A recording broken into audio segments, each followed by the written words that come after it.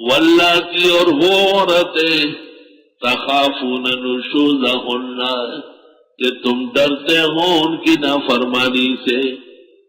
فعظوہن ان کو نصیحتیں کرو دوستوں اور بزرگوں نحمد و نصلی علی رسول کریم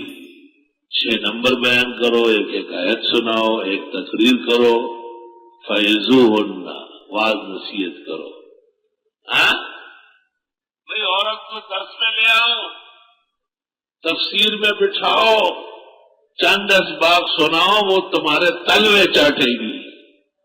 تمہاری پوجا کرے گی ایسی اطاعت و فرمانبرداری سیکھ لے فعظوہن پہلا کام یہ ہے کہ بیویوں کو واعظ نصیحت کرو خود پیغمبر نے بخاری میں ہے خواتین کے ہاں جا کے واعظ کیا ہے امام بخاری نے باب قائم کیا ہے باب هل يجعل للنساء يوم لاحد في العلم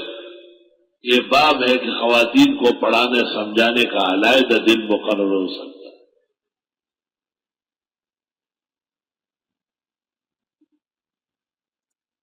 اور حضرت نے عید پڑھائی اور پھر حضرت بلال کے ساتھ اس طرف چلے گئے جہاں خواتین کا خیمہ لگا تھا افواظہن وامرہن بصدقۃ آپ نے ان کو حکم دیا وہ نصیحت کی کہ صدقے کرو عورتوں نے کانوں سے بور کیا ناکوں سے نتنے گلے سے ہار ہاتھوں سے انگوٹیاں نکال کے چندے میں دے دی